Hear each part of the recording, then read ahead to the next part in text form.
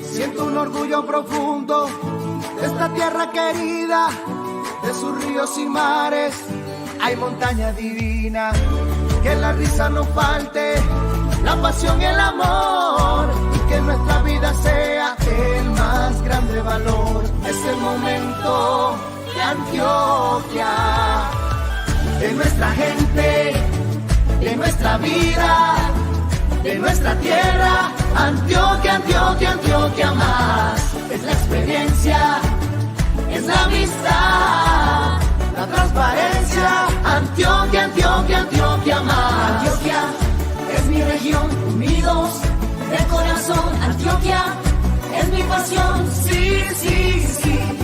Antioquia es mi región, unidos de corazón. Antioquia es mi pasión, sí, sí, sí.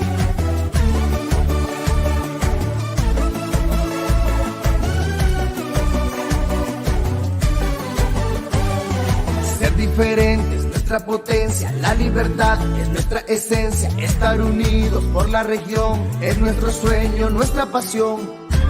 Que la risa no falte, la pasión y el amor, y que nuestra vida sea el más grande valor. Es el momento de Antioquia, de nuestra gente, de nuestra vida, de nuestra tierra. Antioquia, Antioquia, Antioquia más.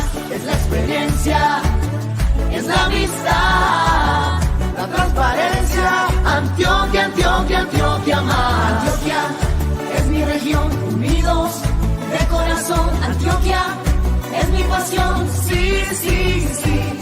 Antioquia es mi región, unidos de corazón. Antioquia es mi pasión, sí, sí, sí.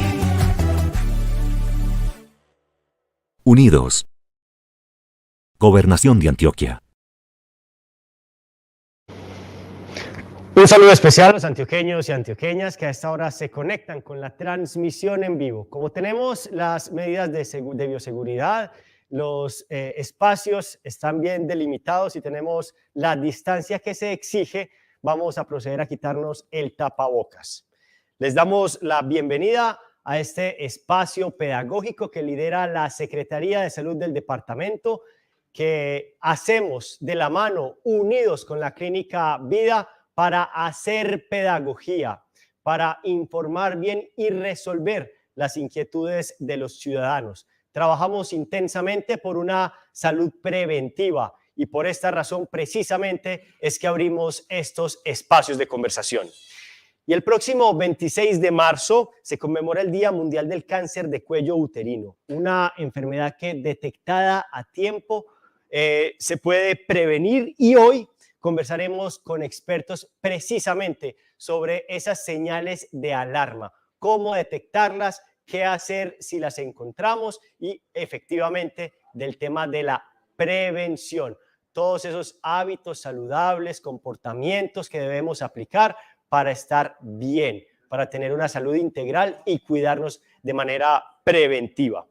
Antes de presentar a nuestros invitados, les recordamos que en la caja de comentarios que tenemos abajo de esta transmisión en vivo, en el Facebook Live de la Gobernación de Antioquia, de la Secretaría de Salud y de la Clínica Vida, pueden dejarnos sus comentarios, escribirnos sus preguntas y las vamos a resolver con los expertos que tenemos en esta mesa y con la paciente. Ahora les cuento precisamente de quién se trata. Tenemos a Freddy Quintero, él es ginecólogo oncólogo. Tenemos a Susana Mesa, ella es psiquiatra. Y tenemos a Nora Luz González, ella es paciente. Recuerden que estamos atentos a todas las preguntas que nos envíen a través de la caja de comentarios. Vamos a iniciar esta conversación de lo general a lo particular. Por eso empecemos, doctor, contando un poco de qué se trata la enfermedad, qué la ocasiona, cuáles son sus síntomas. Bienvenido, buenos días, buenas tardes. Buenas tardes para todos. Mil gracias por la invitación a este programa. Yo creo que es un espacio importantísimo para todas las personas en general, no solo el personal de la salud, sino también personal no asociado a la salud, para comentar de una patología que es tan importante en nuestro medio y que tenemos, como vamos a ver, muchas herramientas con que prevenirla y detectarla de forma temprana. Cuando hablamos del cáncer del cuello del útero, tenemos que hablar que es una proliferación anormal de células a nivel de ese órgano. Puede ser del exocervix, que es la capa externa del cuello del útero, o del endocervix, que es la capa más interna. Estas células adquieren unos principios que no tienen las células normalmente, y es que usualmente tienen una proliferación desorganizada, son entre comillas inmortales, no cumplen el ciclo celular que usualmente tienen las células en nuestro organismo, y usualmente también tienen la capacidad de generar daño a otros órganos. Usualmente cuando hablamos del cáncer de cuello uterino siempre nos vamos como a pensar en el virus del papiloma. Entonces vemos que es el principal agente causal. La asociación entre el cáncer de cuello uterino y el virus del papiloma es de aproximadamente el 99%, 99.4%. ¿Qué quiere decir eso? No quiere decir que las personas que tengan virus del papiloma positivo vayan a desarrollar cáncer de cuello uterino. Simplemente es que las pacientes que ya tienen un diagnóstico de cáncer de cuello uterino, la asociación con este virus es muy alta, es del 99%. Vamos a, de a poco, a ir contando esas asociaciones, cómo detectarlas, cómo prevenirlas, pero entonces aprovechamos también este momento para saludar a Nora Luz González. Ella es paciente. Bienvenida a este espacio. Cuéntenos un poco de su experiencia con la enfermedad, cómo la detectó, cómo fue este primer momento al darse cuenta que tenía esta enfermedad. Buenas tardes, muy agradecida por el espacio que me brindan, porque es muy importante. Por ejemplo, a mí en el primer instante de la enfermedad era más que todo como algo anormal en mi cuerpo, que yo decía, eso no es normal, porque yo me conocía, yo tenía un periodo fuera de lo normal, yo mantenía mucho sangrado, mantenía mucho cólico, constante, era constante, entonces yo empecé a asistir al médico de familia, el médico de familia me decía que no, que tranquila, que eso era normal, me mandaban anticonceptivos, yo tranquila, pues transcurrieron 4 años y yo seguía igual, yo veía que yo no tenía mejoría, antes empeoraba, o sea, yo entre más días yo veía que el sangrado era más abundante, yo decía, no es normal, pues como alternativa yo dije, no, yo tengo que luchar por mi vida. Fui, puse una queja en la EPS, me cambiaron de médico, me tocó una médica excelente. Ella, en el primer momento que tuve cita con ella, me dijo, Nora, tenés un pólipo fuera del cuello uterino, lo cual yo me asusté porque yo no sabía qué. Primer diagnóstico, primer signo de alarma. Primer signo de alarma, me dijo, sí, un pólipo en el cuello uterino, pues yo me asusté porque yo dije, Dios mío, ¿qué es eso? Ella me dijo, no, esté tranquila, me explicó cómo, pues, qué era, me dijo que era como una perita fuera del cuello uterino, el cual, claro, con contacto con algo, el sangrado. Entonces me dijo, te vamos a hacer una biopsia para mirar si es benigna, es maligna. Entonces, transcurridos 3 días, eso fue inmediato porque pues di con unos médicos excelentes. En 3 días me hicieron la biopsia, salió positiva, que yo me desbasté porque yo leí el diagnóstico, decía adenocarcinoma invasor. Entonces yo dije, Dios mío, yo relacioné eso con muerte. Y dije, Dios mío, ya, me voy a morir, ya. O sea, la primera emoción es susto. Susto, no sé, basta, la primera emoción es esa, me voy a morir. Uno lo relaciona y me voy a morir, ya. Pues, esto es cáncer. Nora, vamos a dejar hasta aquí esa historia, después vamos a continuarla, porque yo creo que vale la pena hablar precisamente con Susana Mesa, ella es psiquiatra, bienvenida, de esta primera emoción que sienten los pacientes cuando observan los diagnósticos. ¿Cómo manejar esas emociones? Sí, dentro de las primeras emociones que se pueden presentar, las más frecuentes es como la que presentó Nora, que es el miedo. También algunos pacientes pueden presentar rabia, tristeza, frustración, y cómo manejarlas, lo ideal y siempre es tener el acompañamiento. Primero antes de tener el acompañamiento, reconocer la emoción. Yo decir, me estoy sintiendo estresada, estoy como muy asustada, voy a contarle a alguien. Entonces decirle, mira, es que me acabo de salir este diagnóstico, tengo mucho susto, ¿qué puedo hacer? Muchas veces el apoyo de las personas que están alrededor con eso es suficiente para ayudar a disminuir un poquito esa ansiedad, que la emoción principal de la ansiedad es el miedo. Ya si se requiere, también dentro de las diferentes instituciones en donde se inicia el tratamiento, se puede acompañar también por parte de psicología o por parte de psiquiatría.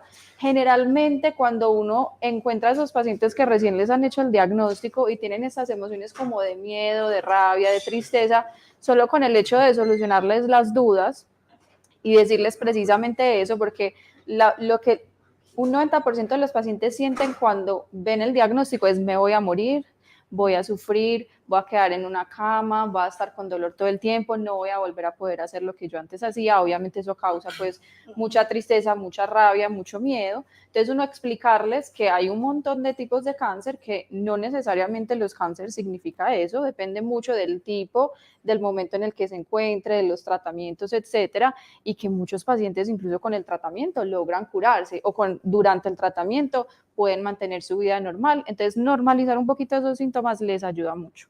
Bueno, y ahora, doctor, explíquenos un poco el diagnóstico. ¿Qué significa eso que recibe ella en el primer momento? Perfecto. Entonces, Nora, dan unos elementos muy importantes para todos los que están viendo este programa. Los signos y síntomas del cáncer de cuello uterino empiezan usualmente cuando ya hay una manifestación a nivel del cuello uterino, a nivel anatómico, que puede generar inicialmente sangrado con las relaciones sexuales. Entonces, ese es el primer signo de alarma de una paciente que puede tener cáncer de cuello uterino.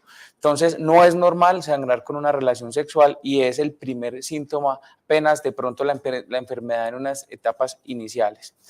Adicionalmente, cuando una paciente consulte por sangrado uterino anormal, el personal de la salud debería inmediatamente hacer en medio del examen físico una especuloscopia, que es hacer una inspección visual del cuello con la intención de que no pase lo que desafortunadamente Nora nos manifestó, y es que ella llevaba hasta 4 años consultando por un sangrado uterino anormal y definitivamente pues yo me atrevo a decir que lo usual es que no le hayan hecho una especuloscopia, porque es muy posible que en ese examen se hubiese dado cuenta que estaba el pólipo, o sea, la masita que había ahí en el cuello del útero.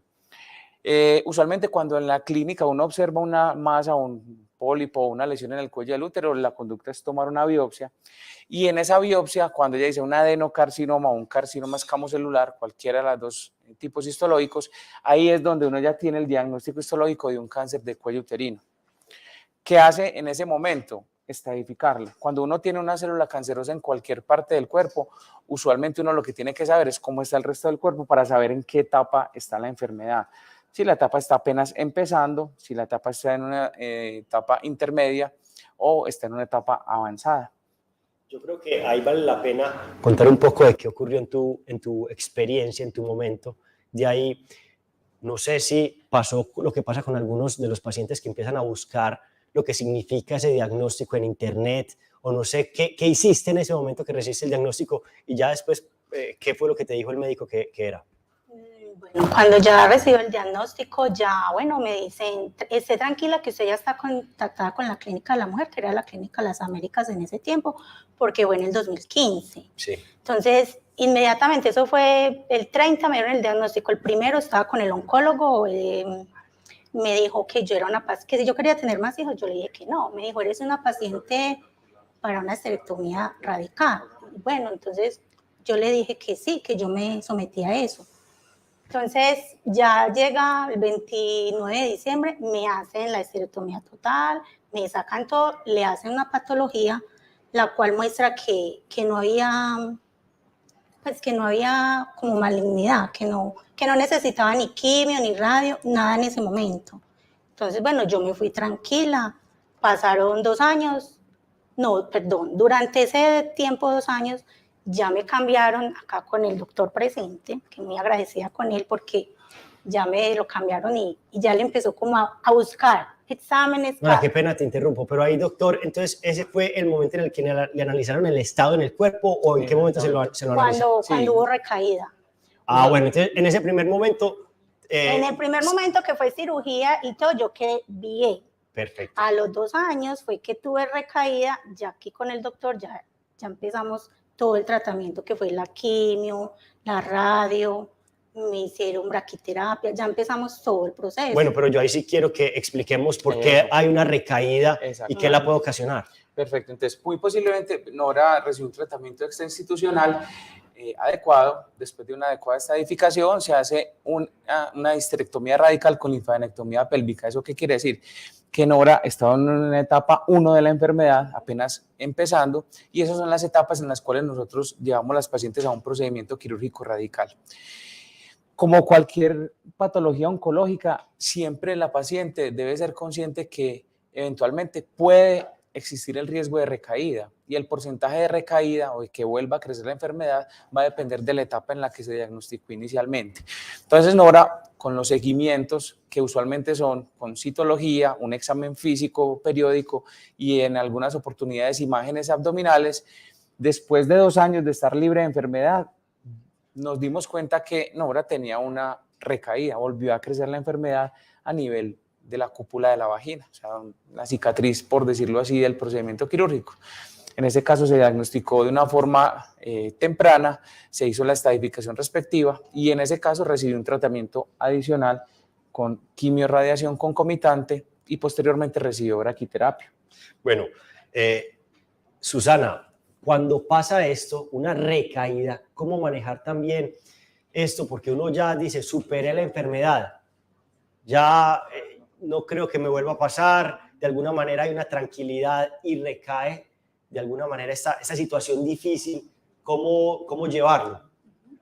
Pero sabes que generalmente cuando ya se les dice a los pacientes, estás recuperado, se hizo la cirugía o se terminó la quimio, se hizo la radio, y les dicen, no vemos nada de enfermedad, o sea, en ese momento estás en recuperación, incluso durante todos esos, ellos tienen que seguir en controles con oncólogo o con el cirujano, ¿cierto? Con el médico tratante, y se hacen controles cada cierto tiempo mirando que no haya enfermedad. Durante ese tiempo es raro que la emoción que predomine es la tranquilidad. Casi siempre está el miedo, porque está esa duda de ¿y qué pasa si de pronto, o sea, está como con cada cita del oncólogo? La incertidumbre. Exactamente, es como que Dios mío, ya entonces acá me van a revisar los exámenes, ¿será que voy a volver a tener algo? ¿Será que no? Llevo tanto tiempo sin enfermedad y si me dicen que sí, ¿qué va a pasar? ¿Será que va a tener tratamiento? ¿Será que no va a tener tratamiento? Entonces, es raro que los pacientes se tomen eso con tranquilidad. Casi siempre también ahí tenemos susto. Cuando una vez en alguno de los controles le digan, bueno, tienes una recaída de enfermedad, también ahí pueden ocurrir las mismas emociones que al principio del diagnóstico. Yo recomiendo mucho que durante todo el transcurso, incluso en los pacientes que no tienen enfermedad, o sea, que ya están curados y continúan en seguimiento, se haga también un seguimiento regular, ya sea por psiquiatra o psicólogo, para también acompañar esos síntomas emocionales que pueden haber durante todo el transcurso de la enfermedad y de manera que, por ejemplo, en un momento de estos, que es una noticia también muy difícil, se aclaren las dudas, se acompañe, si hay que hacer algún tratamiento, digamos, farmacológico con algún medicamento, se hará, pero sobre todo también explicando siempre, para mí es fundamental que los médicos tratantes o los médicos en salud mental siempre aclaren las dudas, porque el miedo viene de dudas y de pensamientos casi siempre que se anticipan a las dudas y son negativos. Bueno, pero ahí, doctora, creo que podemos hablar de unos niveles de ansiedad. ¿Cuándo los niveles de ansiedad son manejables y cuándo debemos intervenir, por decirlo así? Perfecto, sí, una súper buena esa pregunta, porque es normal. Yo siempre le explico a los pacientes que las emociones son normales, las emociones son adaptativas y cumplen alguna función. Entonces, por ejemplo, acá que estamos hablando mucho del miedo, todos en la vida sentimos miedo, y el miedo, la función que tiene es prepararnos para alguna amenaza. En ese sentido, cuando yo sienta miedo no significa que tengo un trastorno de ansiedad. Cuando uno dice que tiene un trastorno de ansiedad, y es en lo que más nos guiamos nosotros los psicólogos o los psiquiatras, es cuando altera la funcionalidad, o sea, mi día a día. Que yo veo que ya por ese miedo yo no duermo bien, no soy capaz de concentrarme, no me desempeño de la misma manera en mi trabajo, en mis estudios, afecta mis relaciones con las otras personas, tengo llanto frecuente, ya no me da ganas de comer o estoy comiendo mucho. Cuando ya se afectan como varias esferas de la vida, ya uno dice, hay que intervenir, y ahí ya estaríamos hablando, por ejemplo, de un trastorno de ansiedad. Muy bien, vamos a reiterarle la invitación a todos los antioqueños y antioqueñas que están viendo esta transmisión en vivo a que nos escriban sus inquietudes a través de la caja de comentarios que tenemos en el Facebook Live. Es muy sencillo, pueden escribirnos y aquí les vamos a resolver. Y el propósito es precisamente hacer pedagogía, informar bien y explicarles cómo evitar estos riesgos para sobrellevar de alguna manera de mejor forma esta enfermedad. Continuemos entonces, Nora, contando lo que ocurrió después ya de este segundo diagnóstico. Me dijiste que empezaron unos tratamientos un poco más fuertes. Sí, empezaron unos tratamientos mucho más fuertes. Igual en la clínica Vida tenemos una enfermera que nos habla de cómo va a ser las quimio, qué nos puede pasar durante las quimio, qué debemos comer, o sea, como que lo orientan a uno en eso. Entonces, aquí va lo que dice la doctora. Yo en ese momento, yo ya no tenía miedo. Yo ya estaba tranquila. Yo ya decía, bueno, la doctora me dijo, se te va a caer el pelo, se te van a caer las uñas, se te va a caer las cejas. Yo ya estaba como muy centrada y más tranquila. Y yo le dije, doctora, no importa. Eso vuelve y crece. Pero es que si yo me muero, yo no vuelvo a vivir. Yo voy a hacer todo lo que ustedes me digan. Listo, empezamos quimio. Me hicieron 2 secciones fuertes. En las cuales tuvieron que suspender porque, como decía el doctor aquí, había que mirar otras partes del cuerpo. Me hicieron una tomografía y resultaron unos nódulos en el pulmón. Sí. Entonces ahí ya el oncólogo Tomás me dijo, hay que suspender quimio porque tenemos que mirar que no vaya a ser una metástasis.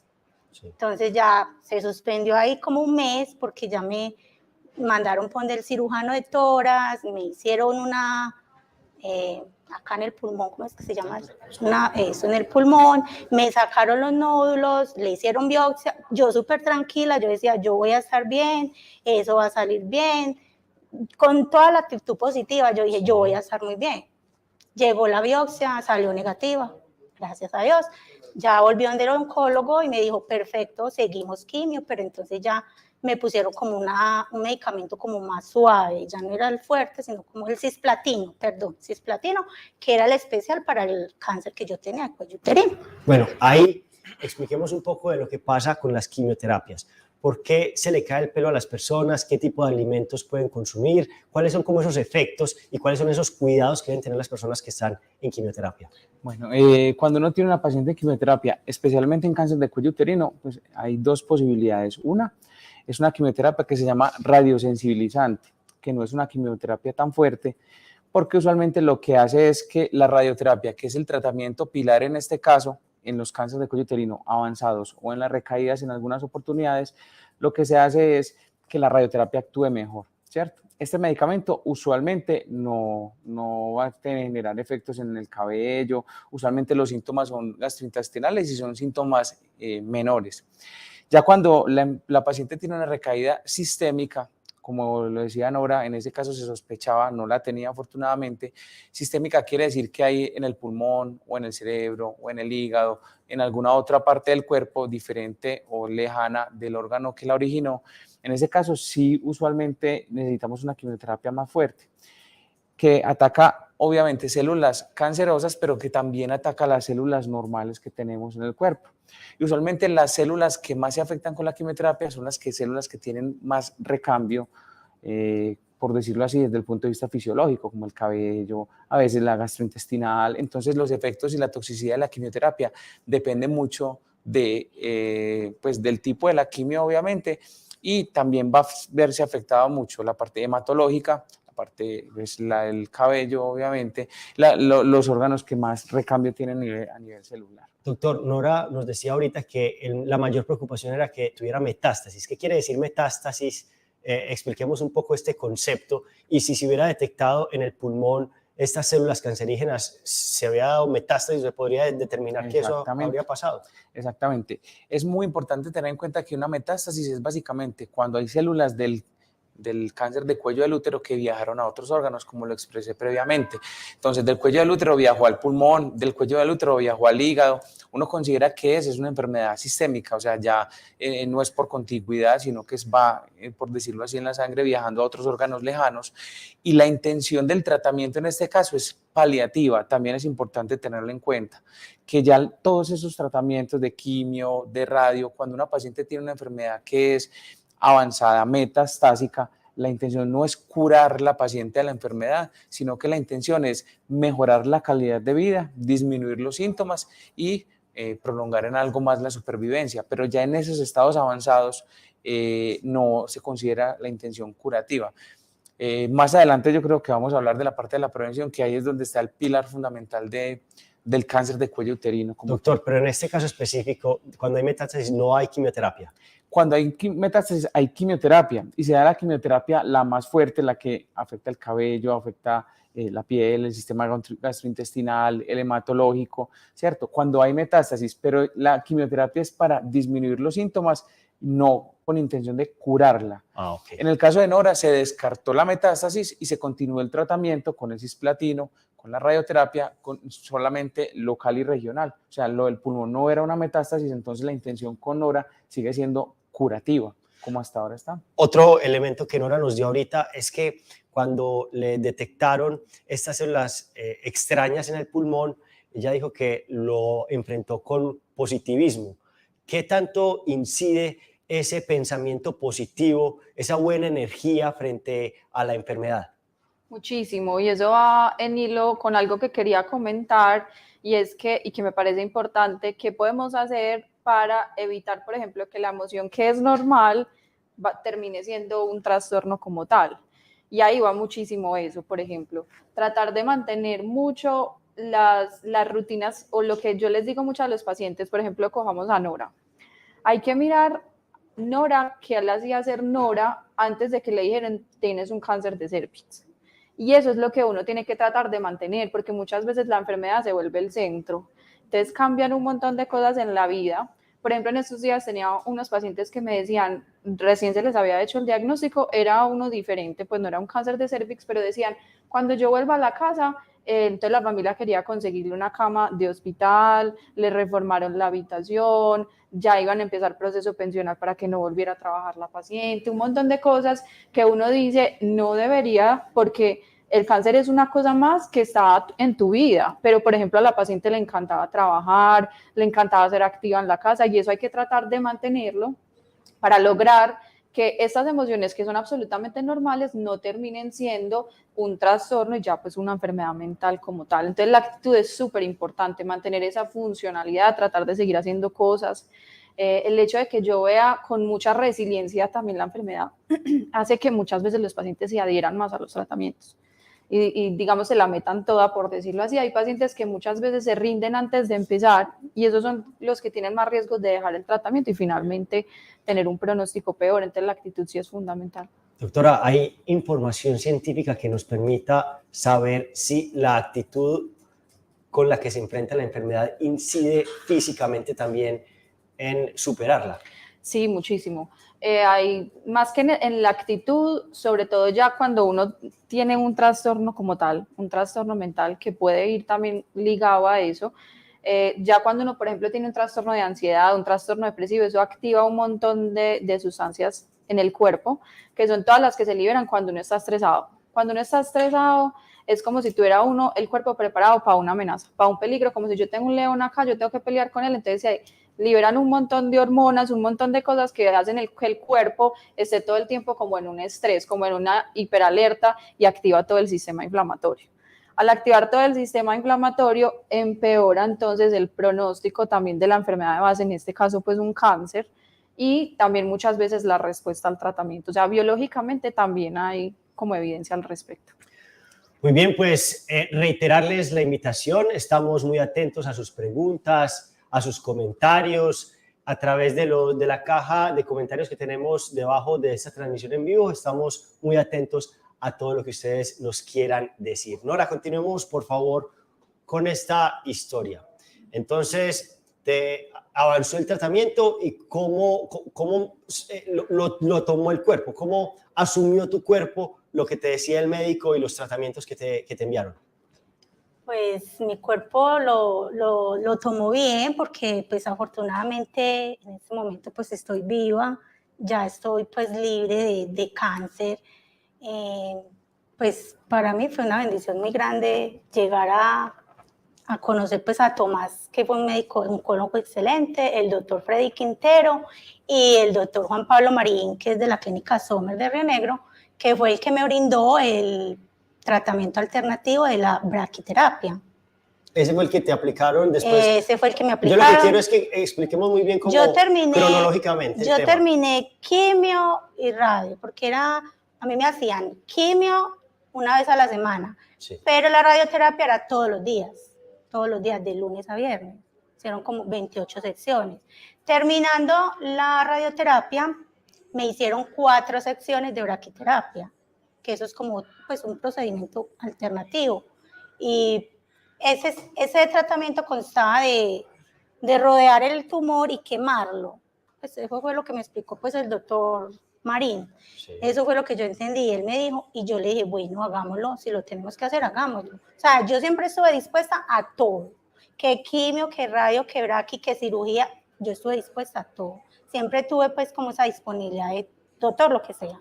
Perfecto. ¿Y en qué momento te dijeron, ya usted está curada?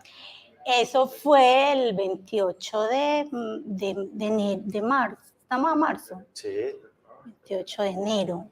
Maravilloso. 28 de enero de este año que tuve cita con Tomás Sánchez y él me dijo, Nora, te doy de alta porque ya estás bien, ya superaste esta etapa, vas a seguir pues en control con el ginecólogo, con el doctor aquí presente, ya cada 6 meses vas a estar como para mirar que no vaya a haber de pronto otra recaída, otro... ¿Y el último procedimiento que te hicieron fue hace cuánto tiempo? No, yo terminé tratamiento el 18 de julio del 2018.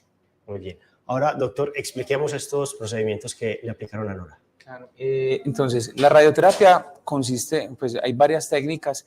En el caso de cáncer de cuello uterino y en el caso pues, de Nora se utilizó algo que se llama la teleterapia, que es una radioterapia externa, que lo que hace precisamente es ubicar los puntos del tumor y obviamente quemarlos, como dice tal cual Nora, teniendo los límites previamente pintados y diseñados por el especialista en radioterapia, el radioterapeuta oncólogo. Se hace concomitante con la quimio, por eso, ejemplo, los lunes hace la quimio todos los lunes, pero ella todos los días iba a una sesión de radioterapia porque es un tratamiento que más o menos está alrededor de 2 meses de la duración. Después de terminar la teleterapia, que es la radioterapia externa, usualmente damos una consolidación, que es con una braquiterapia. ¿Qué es la braquiterapia? Es un tipo de radioterapia también, pero se hace intracavitaria, o sea, dentro de la vagina se ponen unos dispositivos que lo que hacen es dar más radioterapia, pero ahí cerquita de donde está el tumor.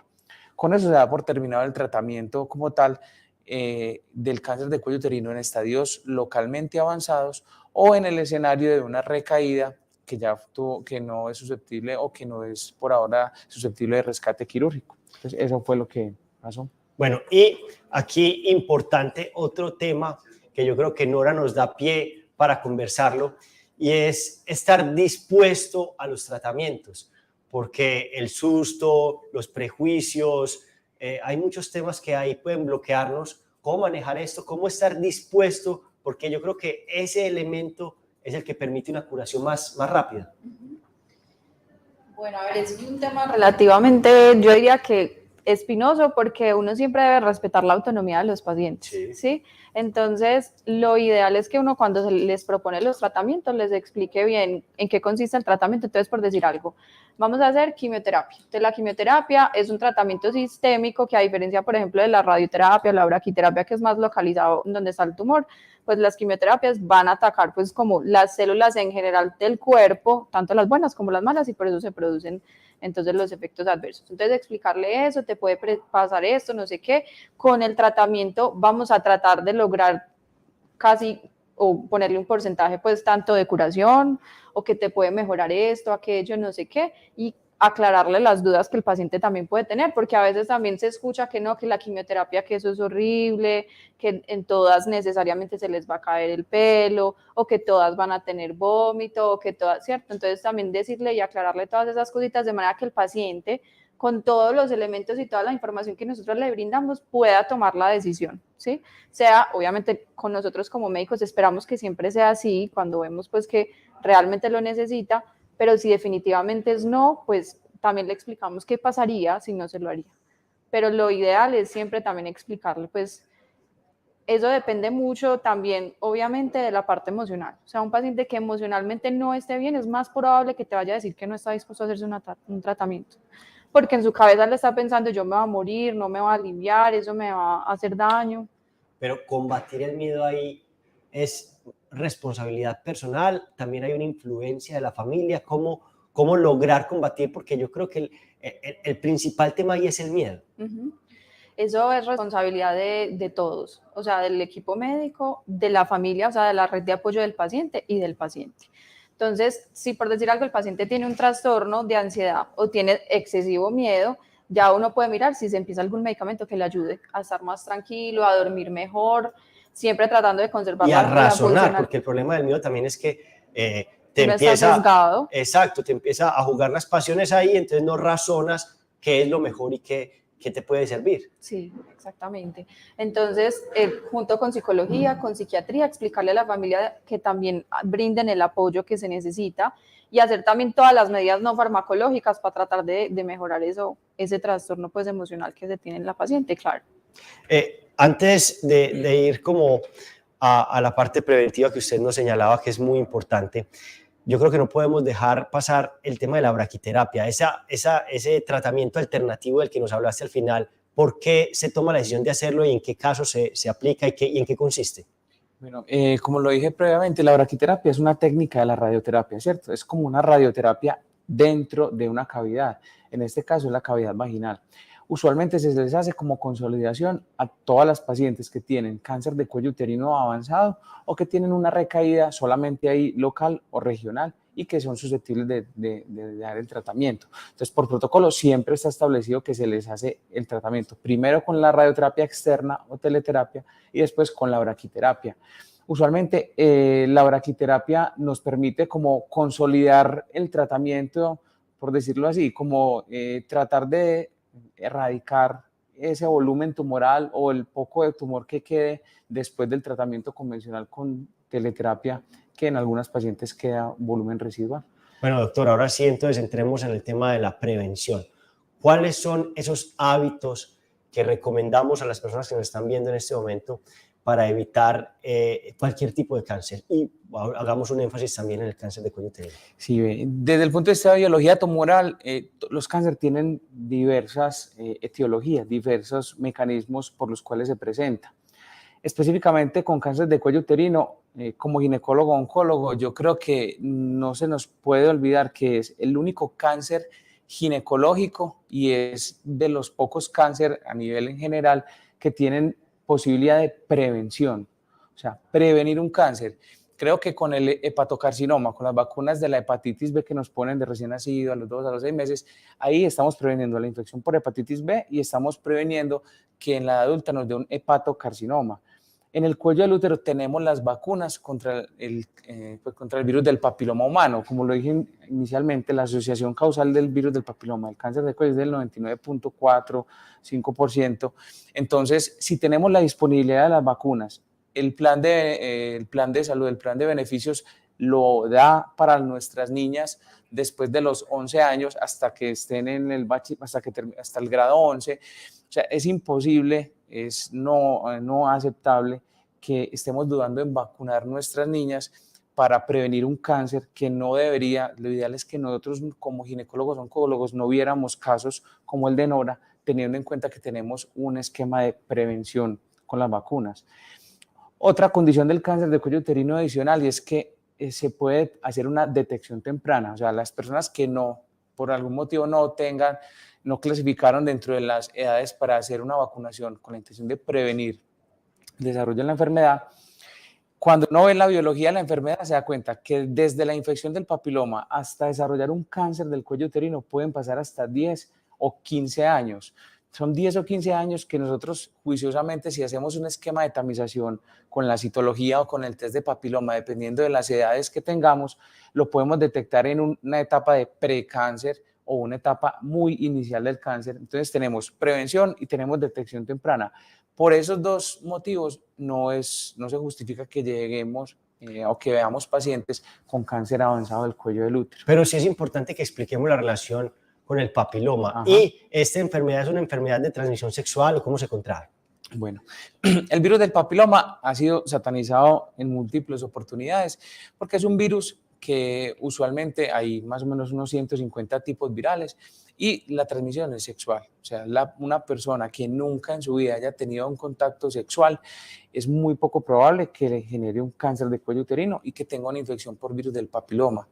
Digo contacto sexual porque cada vez las pacientes han tenido relaciones homosexuales y preguntan, vea, yo nunca he tenido una relación con un hombre, nunca he tenido una penetración como tal, entonces yo no me voy a hacer una citología porque no tengo posibilidades de generar un cáncer de cuello del útero.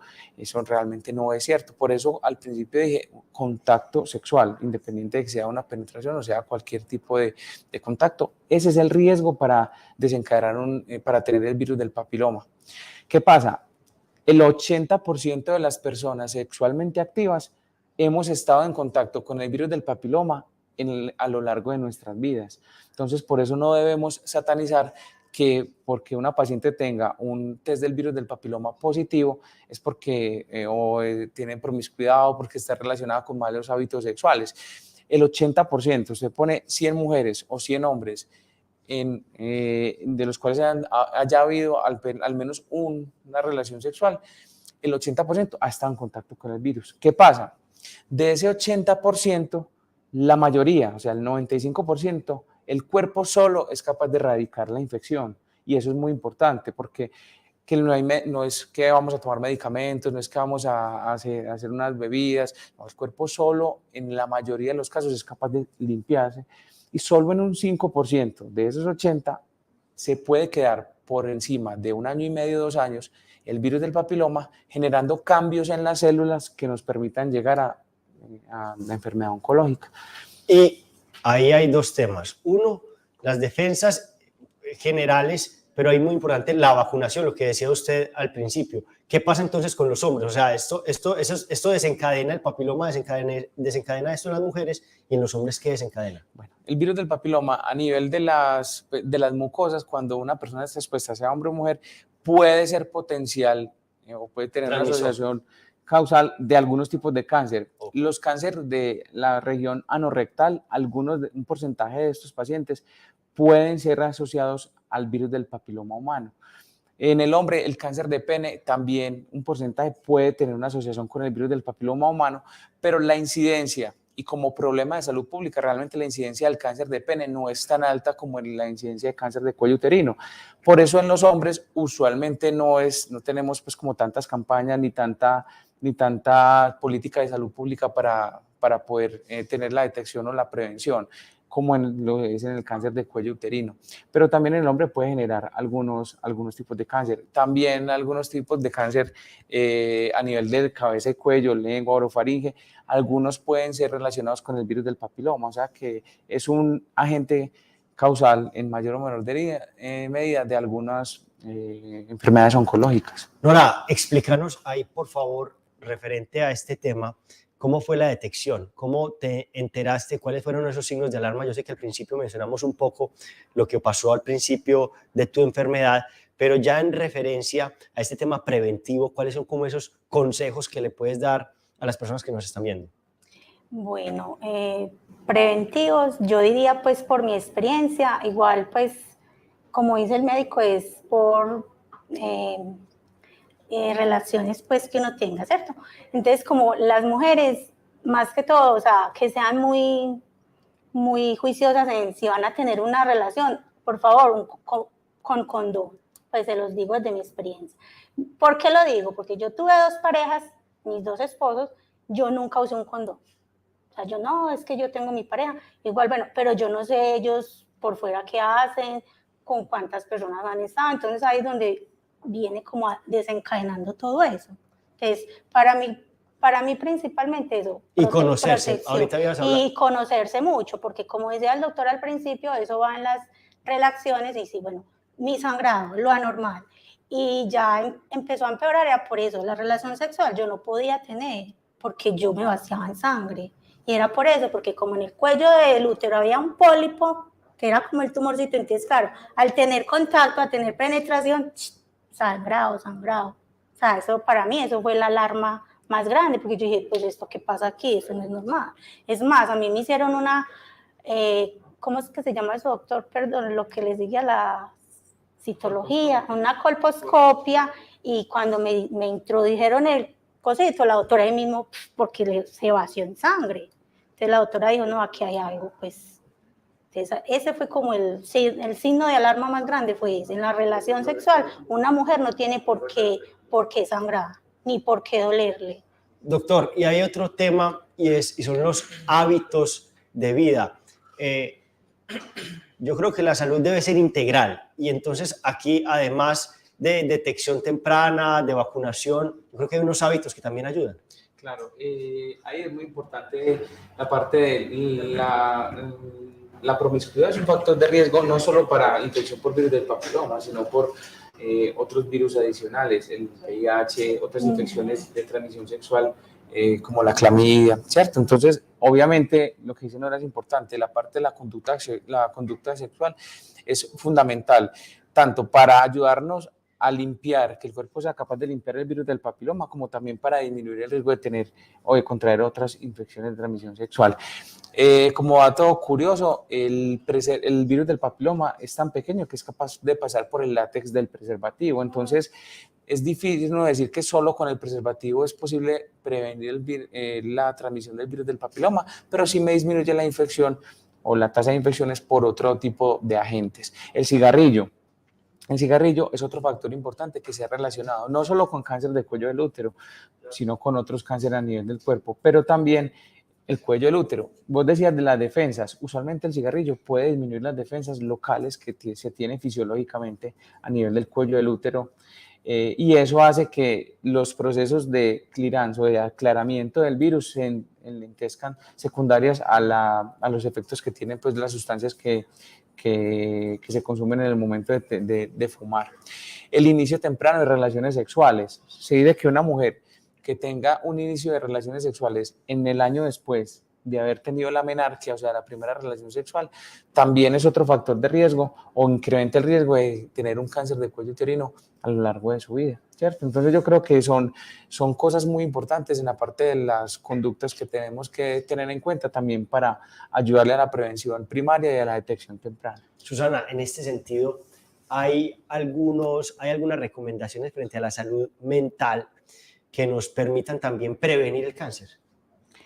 Sí, pero van muy de línea también con lo que dice el doctor. Sobre todo, entonces, los hábitos de vida saludable que incluyen la alimentación, tener una alimentación balanceada, eso también es direccional con la parte pues, oncológica y la parte de salud mental. El ejercicio físico regular, también súper importante para prevenir enfermedad mental y para prevenir también enfermedad oncológica. Evitar cualquier uso de sustancias. Entonces, por ejemplo, el doctor mencionaba el cigarrillo, pero entonces ahí también entraría el licor, entraría las otras sustancias, marihuana, cocaína y todas las otras pues que hay. Y también mantener, digamos, una vida activa, no solamente con el ejercicio físico, sino de yo también pues hacer como actividades que a mí me gusten, no sé, me gusta pintar, me gusta leer, tener pues relaciones saludables con las otras personas, mantener también, por ejemplo, si yo veo que tengo algún signo de alarma en salud mental, no necesariamente en enfermedad oncológica, por decir algo, todo lo que yo mencioné ahorita, que se altera la funcionalidad, si no estoy durmiendo bien, si estoy llorando mucho, si yo ya no disfruto de las cosas, todo eso es súper importante, buscar atención de manera que se pueda brindar cualquier tratamiento que uno defina que requiera la paciente en ese momento. Doctora, ahorita yo le hacía una pregunta y era que la actitud positiva puede permitir curar la enfermedad de una manera más rápida, pero ahora se la hago al revés. ¿La actitud negativa puede desencadenar enfermedades en el cuerpo de las personas? Sí, por lo que te decía ahorita, la actitud negativa yo la ligo sobre todo es cuando hay enfermedad mental. Y cuando hay enfermedad mental, entonces eso hace que se desencadene lo que nosotros llamamos toda la cascada inflamatoria y todas las hormonas de estrés que hace que eso hace que suba el azúcar, que también pueda haber mayor índice, por ejemplo, de sedentarismo, de tener cosas pues, que puedan alterar como tal la salud física, que es entonces mayor uso de sustancias. Eso está súper claro, o sea, si yo mentalmente no estoy bien, generalmente empiezo a usar sustancias y las sustancias empeoran como tal si tengo una enfermedad oncológica o si no, aumentar el riesgo, por ejemplo, de tenerla. Entonces, durante el tratamiento, claro que sí, también al tener una actitud negativa hace que más probablemente yo abandone el tratamiento o no me haga el tratamiento y por ende empeore la enfermedad pues, oncológica y así. Aquí hay un tema bien importante y es el acompañamiento de la familia. ¿Cómo vivió usted este proceso? ¿Quién fue como esa persona o ese grupo de personas que la acompañaron? Prácticamente toda la familia. Muy especialmente mi esposo, que ese fue pues el pilar siempre motivándome. Él me decía, tranquila, estás muy joven, pues vas a salir adelante, nosotros vamos a estar contigo. Mi mamá, mi abuela, o sea, tuve la familia de mi esposo, que es como mi familia. Tuve muchos, o sea, todos estuvieron ahí conmigo apoyándome. Precisamente, usted mencionaba que usted está muy joven y, doctor, ¿por qué pasa que la mayor cantidad de casos se presentan entre los 30 y 39 años? En esas edades es importante tener algunas precauciones adicionales. Sí, claro. Eso va muy de la mano de la parte fisiológica, del ciclo de la enfermedad. Recuerdan que más o menos les hablaba que entre 10 a 15 años puede pasar desde la primoinfección con virus del papiloma hasta desarrollar el cáncer de cuello uterino.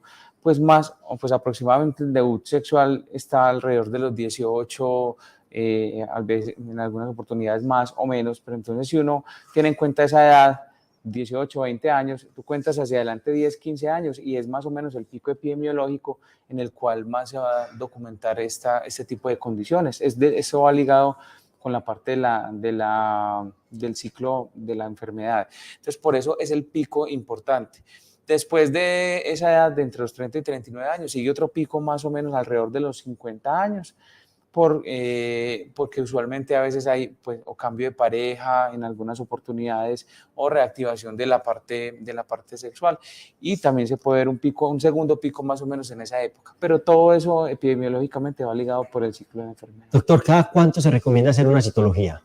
Bueno, eso depende de la edad de la paciente. Entonces, los esquemas de tamización en este momento están las pacientes mayores de 25 años hasta los 30 años, lo ideal es hacer una citología, un esquema 1-1-3, alguna citología, la siguiente al año, y después, si de pronto salieron las dos normales, a los 3 años me vuelvo a repetir la citología. Pero ya ahora estamos cambiando la tamización en las pacientes mayores de 30 años, hasta los 65 años más o menos, y es con test del virus del papiloma.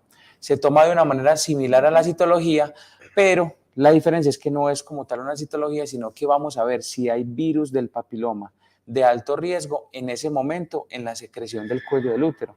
Eso nos ha permitido tener la posibilidad de hacer una detección temprana, porque eso mejora la sensibilidad y la especificidad de la prueba, o sea, mejora o potencia lo que tenemos como la citología.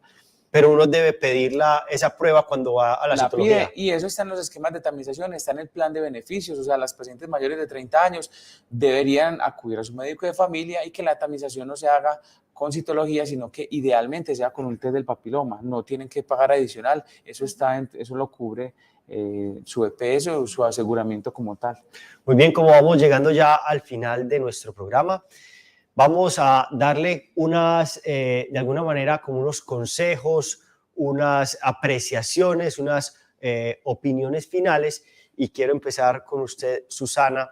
Por favor, máximo 2 minutos para que le dé como ese último mensaje a las personas que nos escuchan en ese sentido de prevención de la enfermedad.